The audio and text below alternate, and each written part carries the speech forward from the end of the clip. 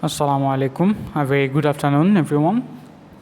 This is lecture 19 for risk management and financial institutions. We will be learning today an article, a very insightful article titled Managing Risks, a New Framework by Robert S. Kaplan and Annette Mikes. This article introduces a transformative perspective on risk management that promises to reshape how organizations approach and mitigate risks. So let's see what our topics today, what we have derived from this article. We have separated, or we have given many titles. For example, we have given an introduction of the article. We have given an approach, a difference between traditional and new approach, which have been mentioned in the article. We will see the integrated framework, key elements of the framework, aligning with strategy, proactive risk management, and what are the benefits of the framework, depicted by Mr. Kaplan and Mikes in their article. So let's move on to our introduction. Let's begin our journey by delving into the introduction of this framework. It's very crucial to grasp the foundation of this new approach, which emphasizes a fresh or new perspective on risk management. By understanding the introductory context, we can better appreciate the significance of the proposed changes, where the authors argue that traditional risk management practices focus primarily on identifying and mitigating individual risks, but they have given another new approach. So let's move on to our difference. Now let's distinguish between traditional risk management practices and this innovative approach, where traditional methods often focus on identifying and mitigating individual risks, which can lead to fragmented efforts and limited effectiveness.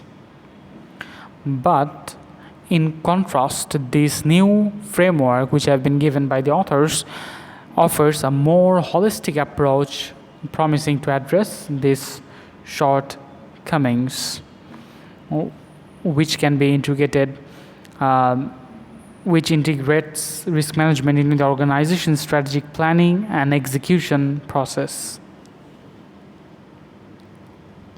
Moving forward, the authors propose an integrated framework that seamlessly integrates risk management into an organization's strategic planning and execution processes. We have been mentioned earlier that this integrated approach holds the potential to revolutionize how we view risk management. To fully grasp this framework, it's essential to understand its core elements. The framework consists of three interrelated components. The first one is risk governance, the second one is risk appetite, and the third one is risk culture. These elements serve as the foundation for the entire risk management strategy given by Robert Kaplan and Annette Mikes. We will discuss about these three frameworks in very brief to learn about the characteristics of these elements. So the elements are, we have mentioned the governance, risk appetite, and risk culture. Let's dive into the details of these elements, exploring the first element of risk governance, which involves defining clear roles, responsibilities, and processes for managing risks across the organizations. It is the backbone that ensures effective risk management throughout the operation of the business. Next on our journey is risk appetite, which defines the level of risk that an organization is willing to accept in pursuit of its strategic objectives. Understanding risk appetite is key to aligning risk management with organizational goals. Finally, our next stop is risk culture. This element emphasizes the importance of promoting risk awareness, fostering open communication, and learning from mistakes within the organization. It is cultural aspect that influences how risks are perceived and managed. Moving on, this slide highlights the critical need to align risk management with an organization's strategic planning and decision-making process. By doing so, we ensure that risk considerations are an integral part of our strategic direction. Now, let's discuss proactive risk management. What is proactive risk management? How can we define that?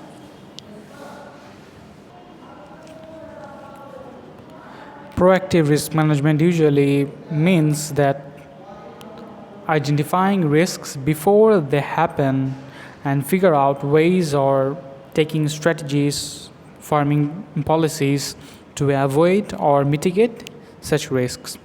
It seeks to reduce the hazards, risk potential, or even better, prevent the threat altogether. A good example can be vulnerability testing and remediation. Students often mix proactive risk management with reactive risk management. We have discussed the proactive. So what is reactive? Reactive risk management is to mitigate severity of safety events and threats, where reactive measurements or reactive strategies need to be formulated before by having knowledge of previous mitigation strategies. So we were discussing the proactive risk management. By doing this, organizations can proactively identify and mitigate risks rather than reacting to them after they have occurred. So reactive risk management is not better than proactive. Conversely, we can say proactive risk management is better than reactive risk management. So in our final destination, we will discuss about the benefits of adopting this comprehensive approach. These include improved risk awareness across the organization, enhanced decision making informed by a deep understanding of risks, and the development of organizational resilience, which is crucial in today's dynamic environment. So this was the summary of our article regarding managing risks, a new framework by Robert Kaplan and Annette Mikes. Let's discuss some question and answers on these articles.